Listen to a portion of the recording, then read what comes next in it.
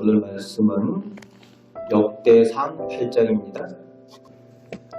다윗 왕과 그 자손에 초점을 맞춘 역대기가 유다 지파를 다루고 7장에 베냐민 지파를 포함해서 6지파를 다룹니다. 그리고 그 후에 8장에서 오늘 8장에서 다시 베냐민 지파를 더욱 자세히 기록을 하고 있습니다. 그 이유는 남유다 왕국을 이루는 두 지파가 유다 지파와 베냐민 지파로 이루어지는데 베냐민의 역할이 매우 중요했기 때문에 그렇습니다. 오늘 본문의 1절부터 28절까지는 그 사사시대의 사사 에웃을 중심으로 기록이 되어져 있습니다. 그래서 6절 말씀에 에웃의 이름이 나오고 이 에웃은 이스라엘 백성을 구원한 사사죠.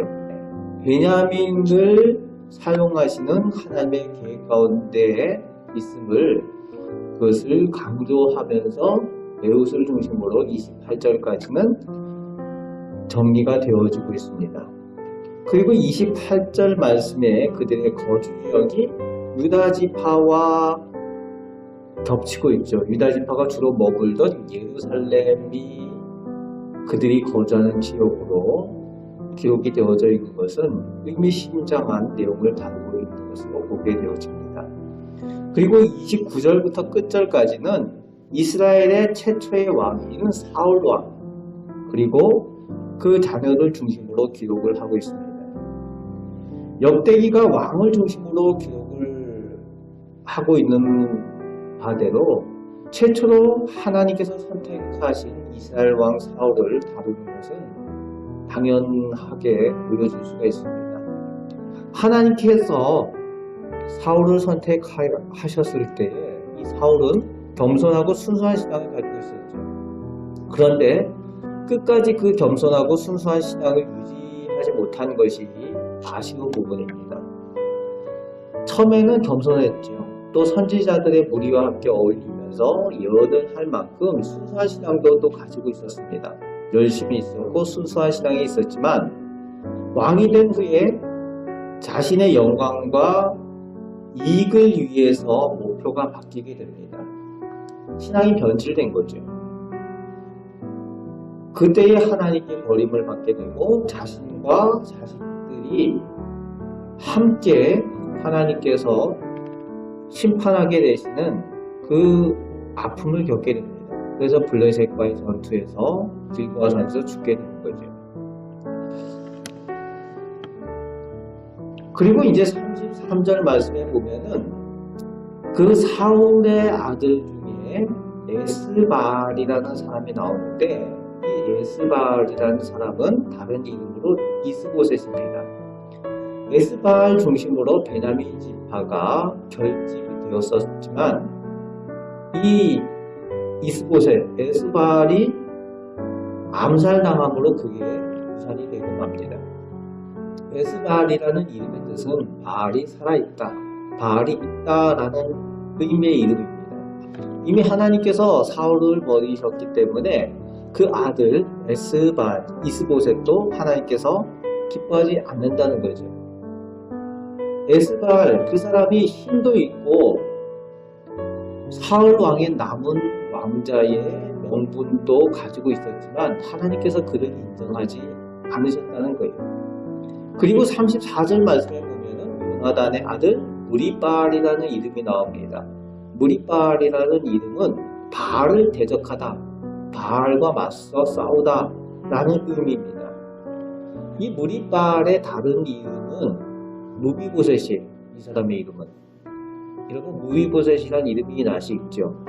두 다리를 저는 그 장애를 가지고 있었던 무비보셋. 다윗이 친구 요나단과의 그 우정의 언약을 기억해서 그 언약을 지키면서 이 무비보셋 요나단의 아들을 찾아내서 자기 왕자들과 함께 같이 식사하게 하고 그를 돌보고 챙겼죠. 그래서 이 무비보셋을 통해서 하나님께서 베냐민의 주 가문을 이어가게 하는 그 사람이 이 무비보셋이 됩니다. 어떻게 보면 명분 있고 힘이 있는 에스바알 이스보셋을 통해서 하나님께서 행하시는 것이 아니라 이 두 발의 장애를 가지고 있고 그리고 힘이 없고 약한 이 무비보셋을 오히려 하나님께서 사용하셔서 베냐민 지파를 다시금 세워가시는 그런 하나님의 은혜를 이 무비보셋을 통해서 볼 수가 있습니다. 약한 자를 사랑하시는 하나님, 약한 자를 또 사용하여 주시는 하나님의 은혜를 볼 수가 있습니다. 그리고 이제 이 무비보셋을 통해서 베냐민 자손들이 이어져 가는데 마지막 절에 보면은 그 이후에 나온 자손들 가운데에 베냐민 지파의 용사들이 나오고 강력한 그런 자손들이 남유다 지파의 그 왕국을 이루는데 도움을 주게 되는 거죠. 남유다가 멸망하고 바벨론 포로로 끌려간 그 사람들 가운데에 이 베냐민 지파가 누가 나오는가 하면은 우리가 잘 아는 에스더가 나오고 그 사촌 모르드게가 베냐민 지파인 것으로 나오고 있습니다. 그 작은 지파지만은 그 작은 지파를 통해서 하나님께서 또 다른 계획들을 이어가시고 행하시는 것들을 이후에 보게 된다는 거죠. 오늘 본문을 통해서 우리가 기억하고 또 하나님의 음성을 들어야 될 것은 우리가 하나님 앞에 변함없는 신앙의 열심과 순수함을 유지해야 되겠다. 사울의 모습을 통해서, 사울 왕의 모습을 통해서 우리가 우리 자신들의 모습을 반면교사로 삼아서 돌아볼 수 있는 우리 신앙의 모습이 되어져야 될 줄로 믿습니다. 하나님 앞에 열심, 순수함을 온전히 유지하고 하나님 앞에 더욱 겸손하게 나아갈 수 있는 우리가 될 수 있길 바랍니다. 그리고 무비보셋이 연약하고 부족하지만 하나님의 계획은 그 약하고 겸손한 그 사람을 통해서 하나님께서 다시금 세워가신 것을 보시면서 우리가 비록 우리들의 지금의 모습이 연약하고 부족할지라도 우리들의 모습이 하나님 앞에 겸손할 때에 또 하나님께서 우리를 사용하여 주셔서 하나님의 귀한 역사, 축복의 약속들을 이어가심을 믿으시고 더욱 하나님 앞에 기도하시며 은혜를 구하시고 그 은혜 가운데 나아가시는 이 축복된 성도들이 되시기를 주님의 말씀으로 축복합니다. 아멘. 하나님, 오늘도 저희를 사랑하여 주심을 감사드립니다. 오늘도 하나님과 동행하며 살아갑니다.